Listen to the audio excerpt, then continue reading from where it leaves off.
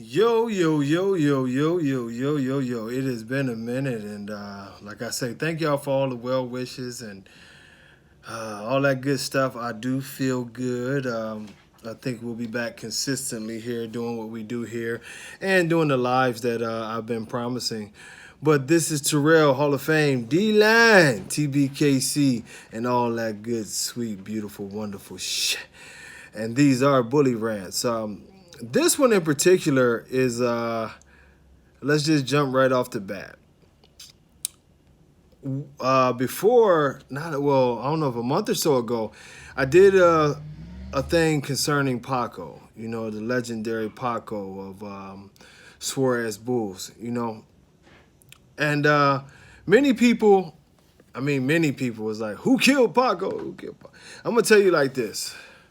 I'll tell y'all this. Um, we don't know exactly who did what. But the only thing that I can tell y'all is this, is that a lot of this went on.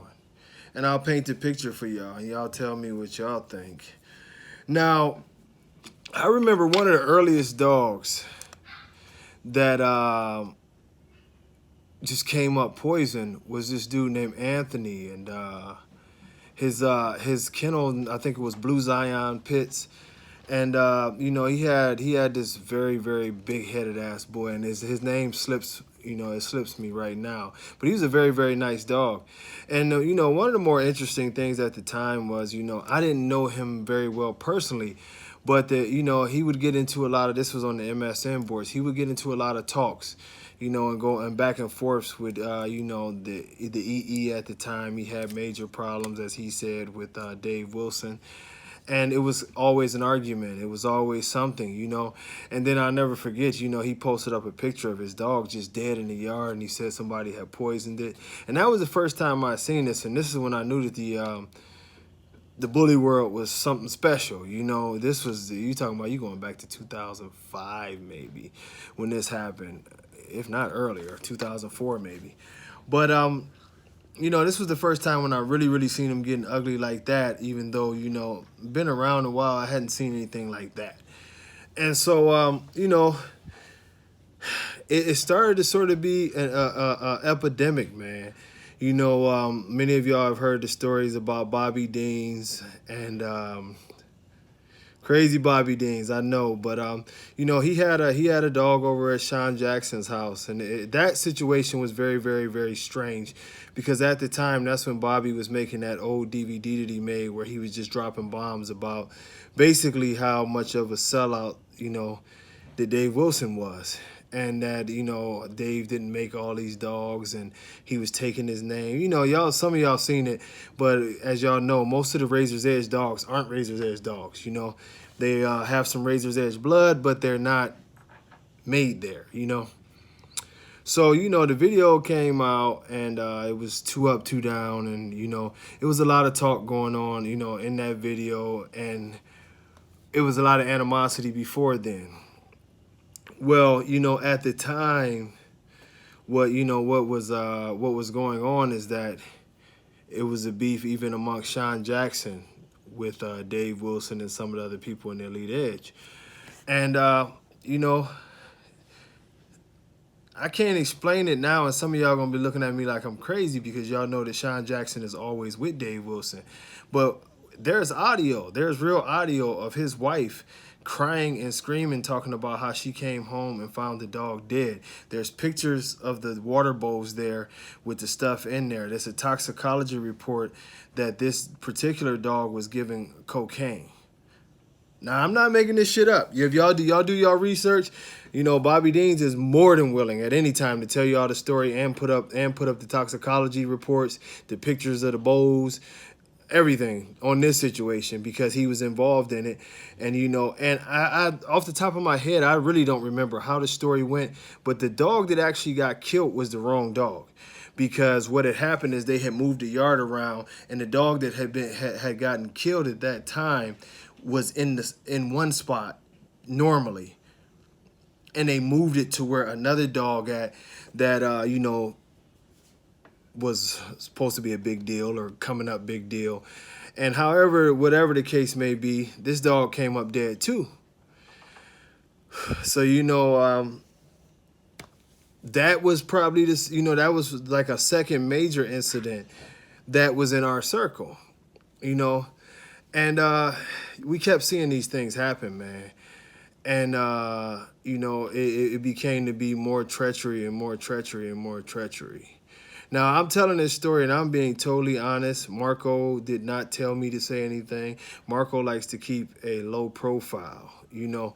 So, I speak on it and I just speak from a historical standpoint, not anything. And I want to keep on saying that this is not anything that Marco told me to do. He's a friend of mine, but I'm just speaking from what I know from a third party source and a first-hand source on some of this information also. Now, during this time, I'm going to tell y'all like this. Of course, I was the manager of the Elite Edge. Midwest. Me and Chris from AAO, we were co-managers of the whole Midwest. The very first managers of the whole Midwest. So, Dave and Cruz both at that time had, put in their calls and told me, because I had already started doing business with Marco, actually trying to use Paco to a little road daughter I had at that time. Long story short, that bitch ended up dying, but Marco ended up buying her sister and making the dog that he had, what's his name, Pacquiao. Very, very nice boy. But that's off the topic. But that's how we started, and me and Marco always had a good vibe, just because he was a cool-ass dude, man. Took care of the dogs, man. We shipped dogs back and forth to each other. Marco was very, very, outgoing, but he was doing his thing. He was building his momentum. So, multiple times, I approached with Marco about joining the Elite Edge, because this is what I was asked to do. And Marco was always very kind, but he turned it down because he wanted to do his own thing, He was doing his own thing. He was international at this point in time. It was going very, very well for him. So I didn't blame him, you know what I mean? I just threw it out there just to throw it out there, you know what I mean? It wasn't like it was the mafia. The guys asked me to ask him, and that was that. Well, this is from behind the scenes where I got a bad feeling at it, because after Marco turned, the invitation down several times, then it became the talk, and that was, and that was out of even Dave's own mouth. Like, I hate Paco, I hate that dog. He ain't no real bully. And it became this sort of like, I'm like, well, we pushing Little Rose, so, what's all the hatred towards Paco? Well, the truth of the matter is at that point in time, Paco was getting 10,000. Paco was moving up the scale. Paco was getting 10,000. Little Ro was getting 5,000. But the thing is that people were basically looking at it like, well, why would I take Ro with his flaws and his issues, and Paco is a better, thicker, more clean, correct version of him, and Paco had the fire. So Paco was taking money out of their pockets. This is factual. Anybody who was around knows that at the time. Even though Little Ro did damn good, Paco was destroying Little Ro as far as that goes. Paco was basically destroying everybody. So, as I told y'all, it was several attempts. Marco thwarted one attempt, to where somebody threw I believe it was hamburger over the fence with some poisoning in there. He stopped that, you know what I mean? And he came and he washed the dog's mouth out, and that happened. Marco put up his cameras and everything, and later on they did it again, and this time they got him. Marco did like crazy stuff to save the dog, and it just shows his dedication towards his dog, man. It was an ugly situation, man, because this was pretty much the Michael Jordan, LeBron of our breed at the time. You know what I mean? Paco was the dude. He was leading the charge. And, to us that actually cared about dogs, you started to see the ugliness of it.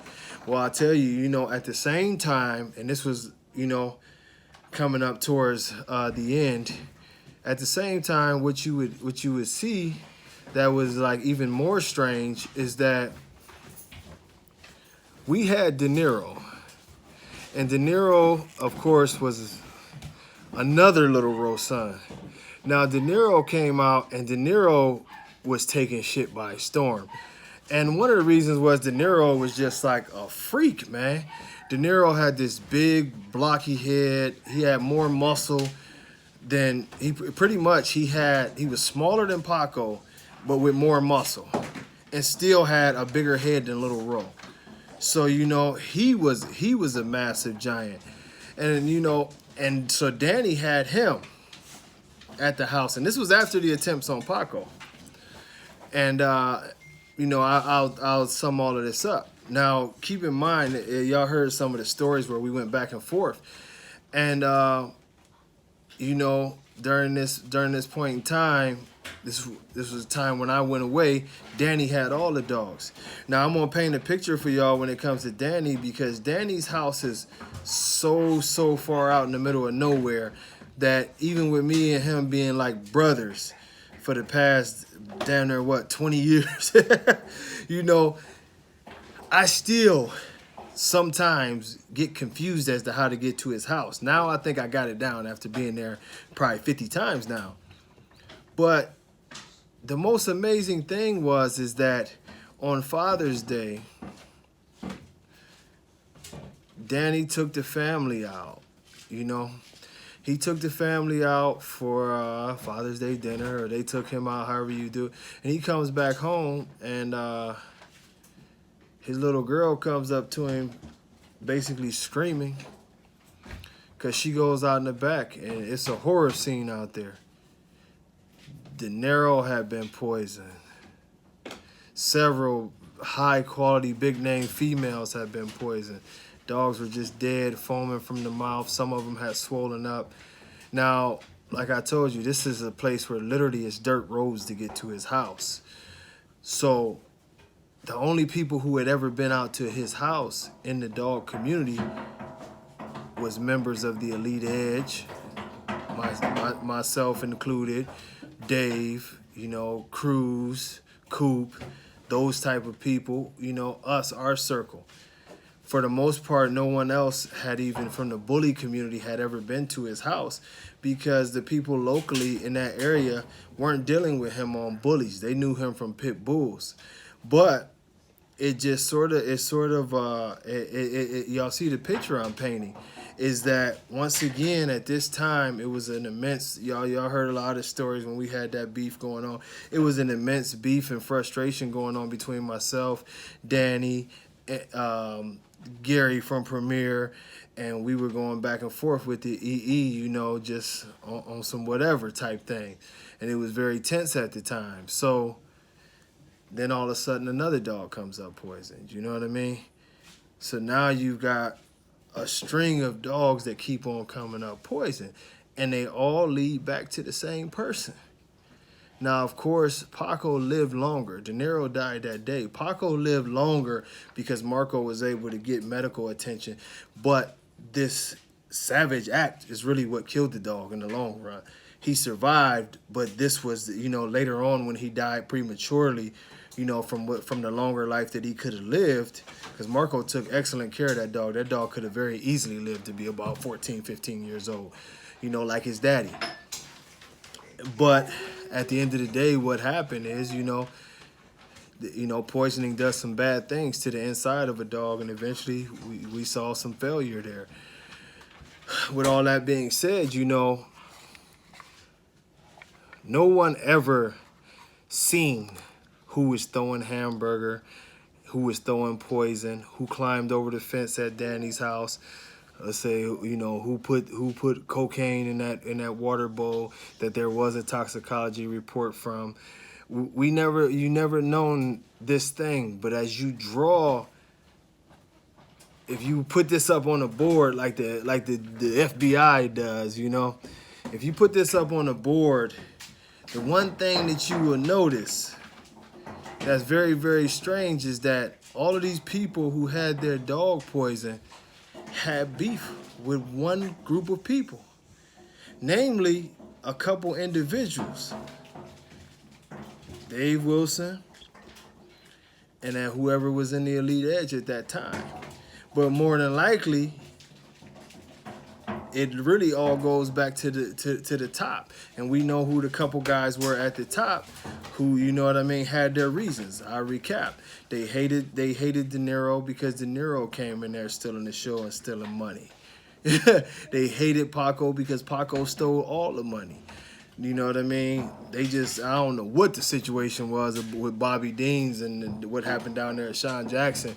But like I say, it's audio of his wife screaming and crying about what they did to the dog and the situation of who they saw in a truck and who was in town all that time. And I ain't gonna say nothing about that because that involves drugs. So I ain't gonna do that. But when you look at all of these scenarios, I know for a fact that Anthony from down the Haitian brother, you know, I know for a fact that him and Dave was going at each other left and right. You know, y'all have to go ahead and y'all have to do what y'all have to do, cause the reason why y'all probably like, why is you talking around it? Y'all know what I think. But it ain't never been no proof, so I guess it's like court say, you know what I mean? You got to prove it. But me and Danny in this whole thing, we ain't have beef with nobody. I'm gonna tell y'all that. We only had beef with one group of individuals. When we walked into the building in 2007 in Atlanta, Georgia, people swarmed us and came and was all over us. It was love throughout the whole entire building. Everybody was trying to kick it. Things was good.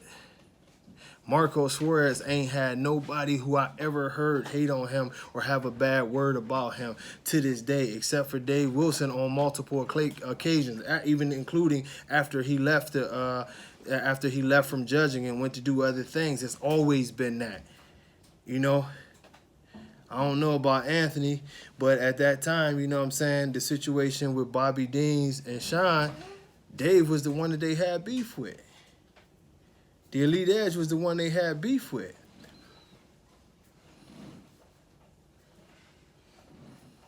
Y'all make your own decisions off this. But y'all wanted me to address it, so I addressed it. And like I told y'all, some of these things is gonna get longer and we're gonna talk dogs more. But this is the scandalous part of it. But this is who y'all support. It ain't no doubts or wonders as to why or how you could see a registry be so corrupt when the people who are running it been corrupt from the start. I'm just being real with y'all. I say this on here live or recorded or whatever with no kind of fear about saying it because it's all proven facts. Can't nobody sue me for slander or none of that. None of that. This is proven facts. Y'all believe what y'all want, but a lot of this stuff been in front of y'all face for years, and y'all just refuse to believe it. Till next time, God bless.